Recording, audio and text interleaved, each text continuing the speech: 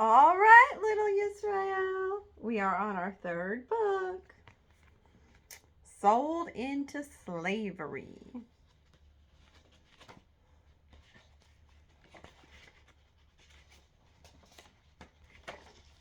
The Adventures of Joseph.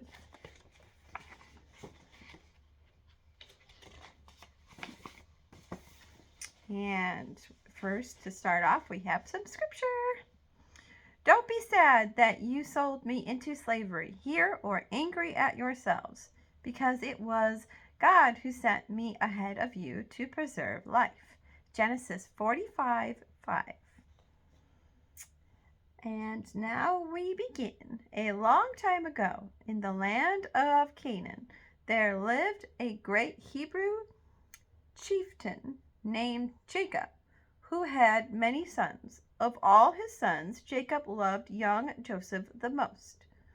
As Joseph grew older, his brothers saw how their father loved their younger brother more than he loved them. To make matters worse, Joseph often told his father about his brother's bad behavior. The firstborn son, Reuben, behaved so badly that Jacob took away his special blessing called a birthright and gave it to Joseph. When I die, Joseph will rule this family, said Jacob. He gave him a beautiful coat of honor to show everyone how much he loved his younger son. Joseph was proud of his beautiful coat. He wore it everywhere he went. When the brothers saw what their father had done, they became more jealous of Joseph and wanted him gone. And we have little captions here with cute little facts, and they're called Did You Know? Reuben lost his birthright because he defiled his father's bed. Instead, it was given to Joseph and his sons. And you can find that in 1 Chronicles 5:1-2. And here is the picture.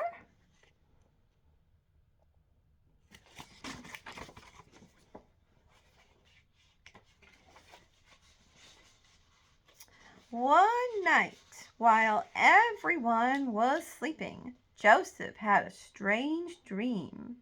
When he woke the next morning, he could hardly wait to tell his brothers. In my dream, our family was tying up grain together, and your bundles of grain all bowed down to mine. Joseph's brothers did not want to hear about their younger brother's strange dream. Yes, they mocked, you will certainly be our king. You'll do a great job of bossing us around. Before long, Joseph had another dream. Listen, he said. In this dream, the sun, the moon, and 11 stars all bowed down to me. This time, he told his father, Jacob, as well as his brothers. What is this strange dream you have had? Said Jacob. Do you think your family will come and bow down to you? The brothers agreed. We will not bow down to our younger brother. He thinks he is better than all of us. Their hearts grew bitter, and they began to hate him even more. This is a picture of Joseph, and he's dreaming.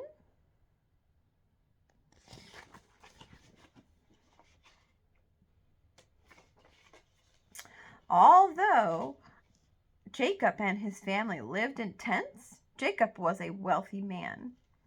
He owned great flocks of sheep and goats and many camels and donkeys. Every day his family worked hard in the fields and took care of the animals.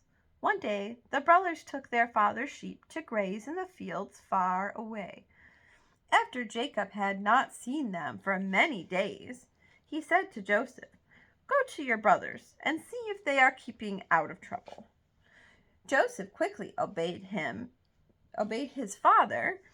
He threw on his beautiful coat and set out to find his brothers. When the brothers saw Joseph in the distance, one of them said, Here comes the dreamer.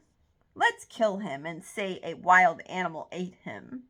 The brothers nodded. there is no one around who will know what we have done." But Reuben, who secretly hoped to rescue Joseph later, shook his head. "No, don't kill him. Let's throw him into a well instead."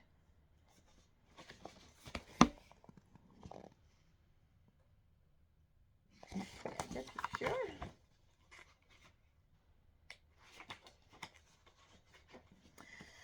When Joseph reached his brothers, they grabbed him, stripped off his beautiful coat, and tossed him into a dark and empty well. "Don't leave me here," Joseph shouted up to his brothers. "What have I done to you?" The brothers peered into the well and laughed. "Let's see what comes of your dreams now." As the sun began to set, the brothers sat down by the well to eat their meal. Soon a group of traders appeared in the distance, their camels loaded with spices to sell in Egypt. The brothers scrambled to their feet and pointed to the men. "Reuben is not here. Now is our chance. Let's sell our younger brother to these traders." The brothers pulled Joseph out of the well and sold him to the traders for 20 pieces of silver. When Reuben returned, it was too late. Joseph had gone. His brothers had carried out their wicked plan and sold him into slavery. We have another Did You Know? Many people believe there are different ways to pronounce God's name. These include Yah, Yahweh, Yahweh, and many others. And here is a picture of Joseph. This is the deep well, and that's Joseph, and that's his brothers.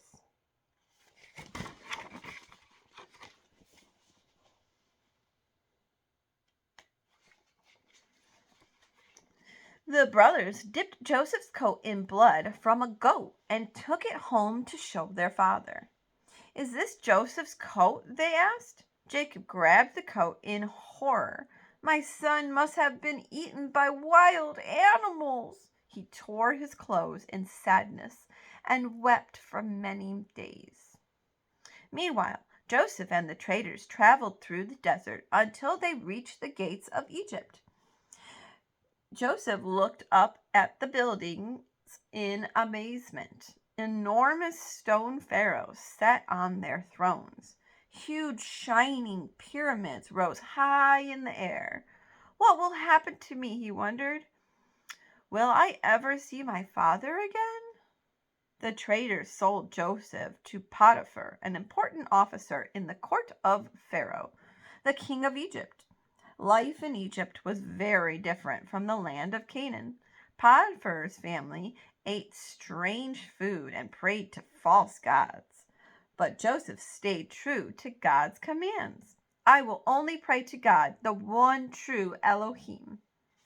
Joseph worked hard for Potiphar, who in turn was pleased. "Your God has blessed you. I will put you in charge of my house and all my servants."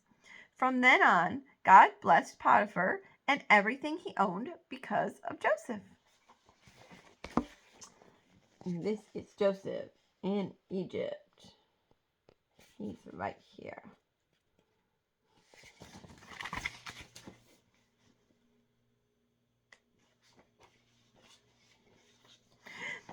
Years passed and all went well with Joseph, but there was just one problem.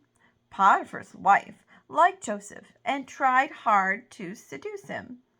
While her husband was away from home one day, she asked Joseph to spend time alone with her. "No," said Joseph. "Your husband asked me to take care of his house. I cannot betray him." Potiphar's wife did not give up. Day after day she begged Joseph to spend time with her, but Joseph feared God and did not listen. Finally, she came up with a nasty plan. While Joseph worked in the house one day, she grabbed his robe and pulled him into her room, but he ran away quickly as he could, leaving his robe in her hands. Potiphar's wife flew into a terrible rage. "If Joseph does not want me, I will get him in trouble." That night she told her husband a lie about Joseph. The Hebrew slave tried to kiss me, but I screamed and ran away. Potiphar was furious. Thumping his fists on the table, he said, "How dare Joseph betray me? Throw him in prison."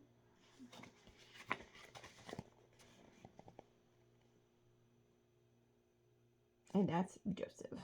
And that's Potiphar's wife.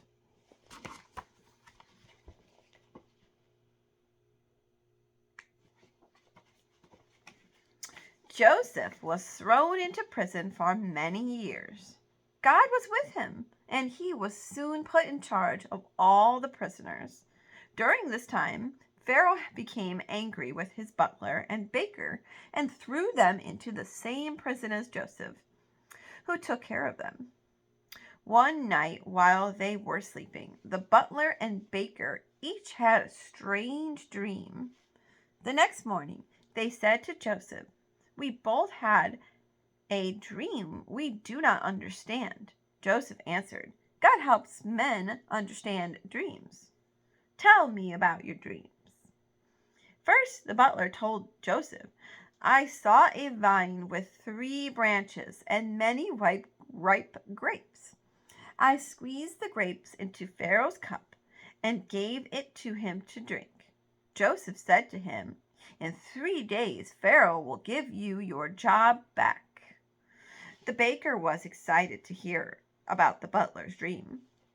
He grabbed Joseph's arm.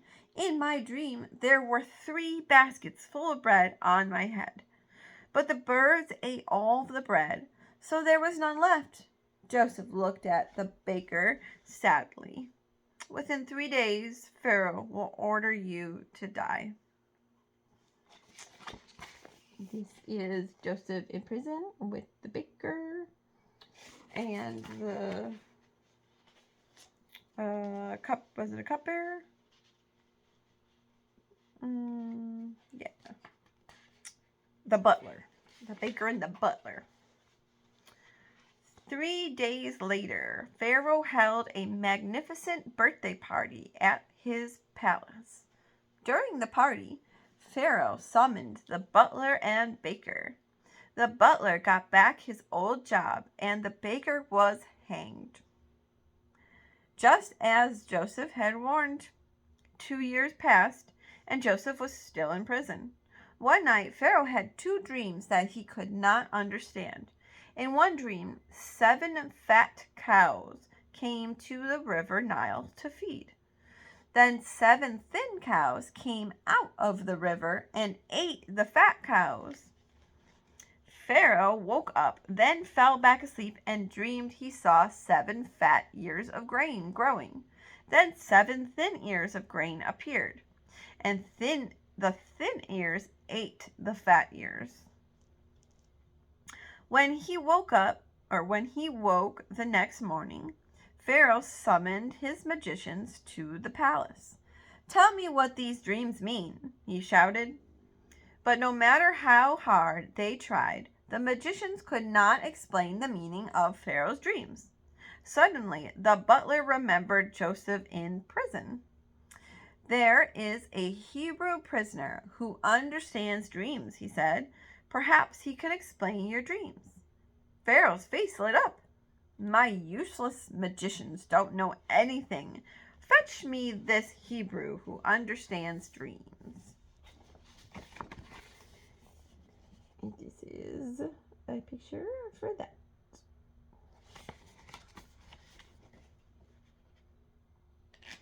Boop.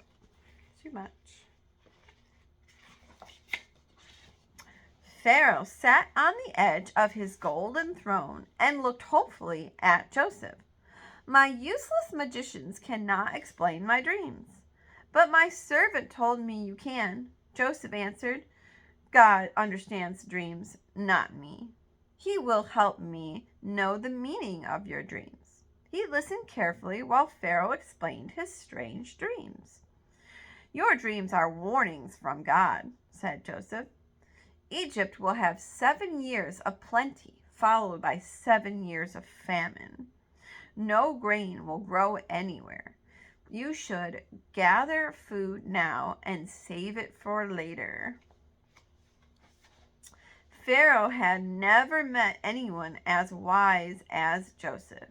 Taking a ring from his own finger, he placed it on Joseph's hand. He hung a shiny gold chain around his neck and gave him fine linen clothes to wear. You shall now rule all of Egypt, said Pharaoh. Everyone must do what you say. Joseph was 30 years old when he became the governor of Egypt. Only Pharaoh was more important among the people than Joseph. So that's Pharaoh and Joseph.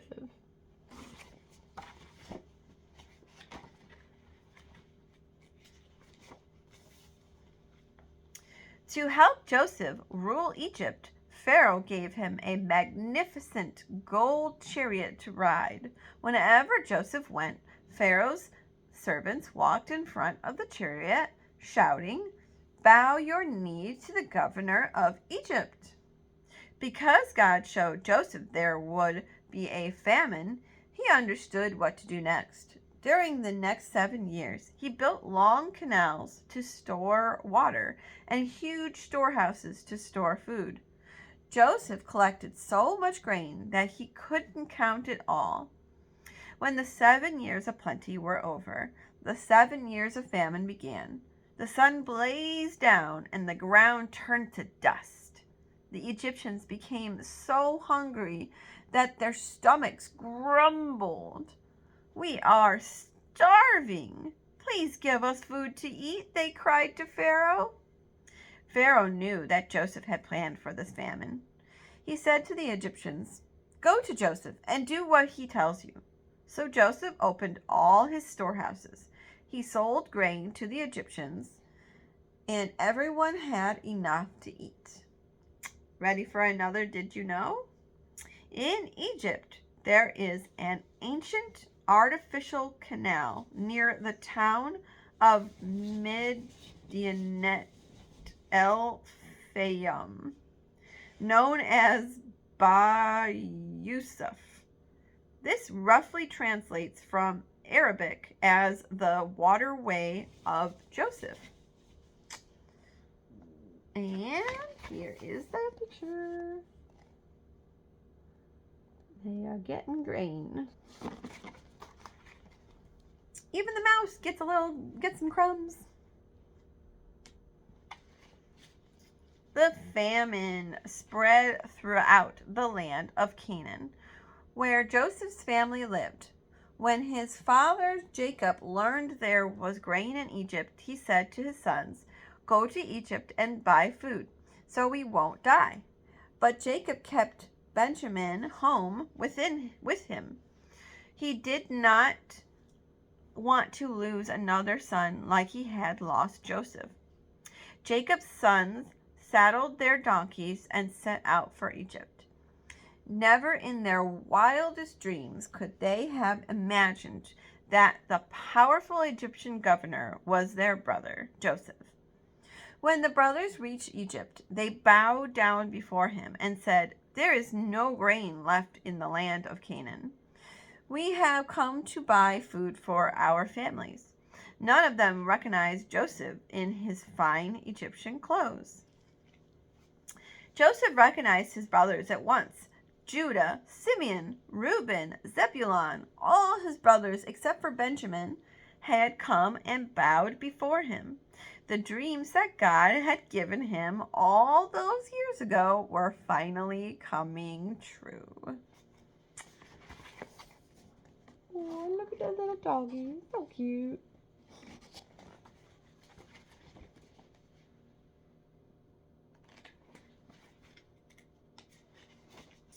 All right. Joseph came up with a cunning plan. He decided to keep it a secret that he was their brother. Using a Hebrew man to speak to them, he said, "You are spies. You have come to spy on Egypt." Joseph's brothers shook their heads. "No, we are not spies. We are from the land of Canaan and have come to buy food." "I do not believe you," said Joseph. "How do I know you are not spies?" He put them in prison for 3 days. On the 3rd day he said, "Take some grain and go home. Fetch your youngest brother and bring him back to me. Then I will know that you are telling the truth." The brothers trembled with fear. Was God punishing them for what they had done to their younger brother long ago? They quickly loaded their donkeys with food and left for the land of Canaan. But Joseph kept Simeon and put him in prison to make sure his brothers returned to Egypt. Another did you know? Joseph's new Egyptian name, Tesfanat Paneach, meant code breaker or decipherer of secrets. And this is the picture for that.